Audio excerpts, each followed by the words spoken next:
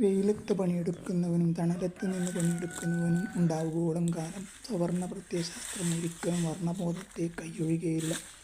1988 ഇന്ത്യയിൽ വന്ന 20 വയസ്സുകാരനായ ഒരു ആഫ്രിക്കൻ വിദ്യാർത്ഥി തൊലി കറുത്തവർ എന്ന ഏക കാരണം കൊണ്ട് താൻ ഉൾപ്പെടെയുള്ള ആഫ്രിക്കൻ വിദ്യാർത്ഥികൾക്ക് ഇന്ത്യയിൽ അനുഭവിക്കേണ്ടി വന്ന പീഡനങ്ങൾ ഹൃദയവേദനയോടെ വിവരിച്ചത് അടുത്ത കാലത്താണ്. കാഴ്ച ബംഗ്ലാവിലെ ജന്തുക്കളെപ്പോലെ തുറച്ചു നോക്കുക, കല്ലെടുത്തെറിയുക, റിക്ഷകളിൽ കയറ്റാതിരിക്കുക, കറുത്ത പ്രേതം, കരിങ്കുരങ്ങൻ എന്നൊക്കെ വിളിച്ചാക്ഷേപിക്കുക, ഇതൊക്കെ അനുഭവിക്കേണ്ടി വരുന്നത് എന്തെങ്കിലും കുറ്റം ചെയ്തിട്ടല്ല, കറുത്തവരാണ് എന്നതുകൊണ്ട് മാത്രം.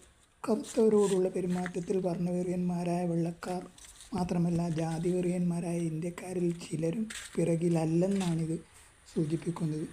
സവർണ്ണ പ്രത്യയശാസ്ത്രത്തിൻ്റെ ശക്തിയുടെ സൂചകം കൂടിയാണിത്.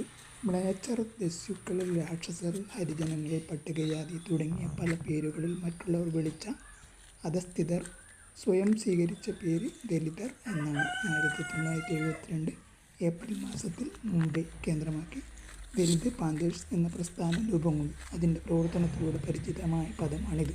ദലിത് നാംദിയ ദാസൽ എന്ന മറാത്തി യുവാവാണ് ഈ പദം പ്രയോഗത്തിൽ കൊണ്ടുവന്നത്. ദൽ എന്ന പദത്തിന് നശിപ്പിക്കപ്പെട്ട